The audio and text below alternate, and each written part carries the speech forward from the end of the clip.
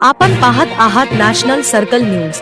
चांदूर बाजार तालुक्यातील शेतकरी, लाभार्थी व कामगारांच्या विविध प्रलंबित मागण्यांबाबत तातडीने कार्यवाही करण्यात यावी, अन्यथा उग्र आंदोलन करू, असा इशारा प्रहार जनशक्ती पक्षाद्वारे चांदूर बाजार येथील तहसीलदार यांना निवेदनाच्या माध्यमातून देण्यात आला।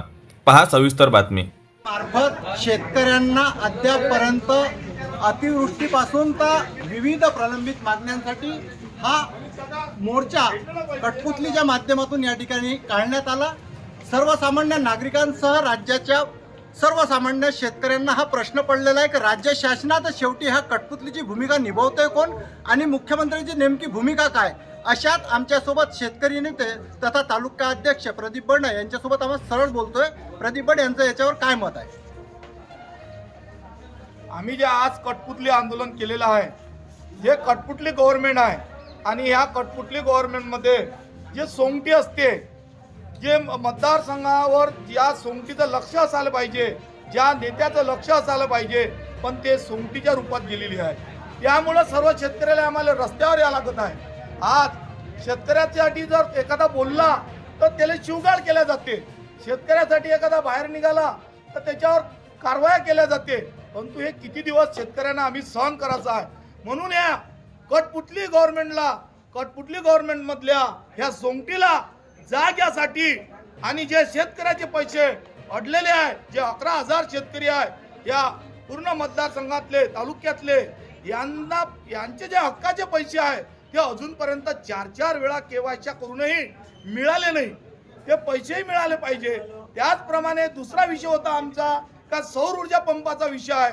सौर ऊर्जा पंपाचा एवढी गंभीर परिस्थिती आहे की 200 ते 250 फुटावर पाणी आहे आणि सौर ऊर्जा पंप हे 50 ते 60 फुटावर चालते। त्याचा आम्ही डेमो घेतलेला आहे। तरी पण बरेचदा आम्ही निवेदन देऊन त्यावरही काही निर्णय घेत नाही आणि वरच्या लेवलला जेव्हा अधिकाऱ्यासोबत जेव्हा बोललो आम्ही इथून, ते म्हणते हा निर्णय वरच्याचा आहे। मग खालच्यानं काय करायचं? खालच्यानं आत्महत्या करायच्या काय? ते आले तयार आहे म्हणजे शेतकऱ्याचं जीवन। त्यामुळे आम्ही आता यांना 7 दिवसाच्या वेळ जर केला नाही, यांना पूर्ण केली नाही मागणी, त्या 7ही मागणीसाठी यापेक्षा तीव्र आंदोलन म्हणजे मोठी हे नाही आहे। ही बच्चूभाऊनं शिकवलेली सर्व कार्यकर्त्याला शिकवण आहे।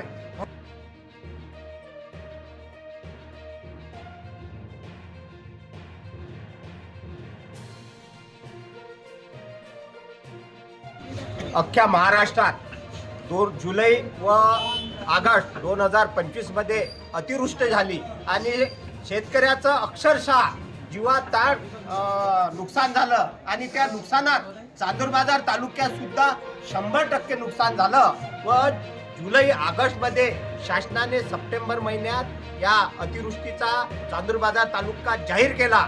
परंतु आज जानेवारी 26 असून अति तातडीने शेतकऱ्याला मदत द्यायला सांगितली, परंतु या चांदूर बाजार तालुक्यातल्या प्रशासनाने आज तारीख 11,000 शेतकऱ्यांचे अतिवृष्टीचे पैसे आज 12 जानेवारी 2026 रोजी 11,000 शेत खात्यात आलेले नाही। जुलै ऑगस्ट मध्ये झालेली अतिवृष्टी जगेल कसा? म्हणून याचा निषेध 7 दिवसात या अतिवृष्टीचे शेतकऱ्याच्या खात्यात पैसे पासून कलेक्टर ऑफिसवर ठिय्या आंदोलन करून शेतकऱ्याला न्याय राहू नये।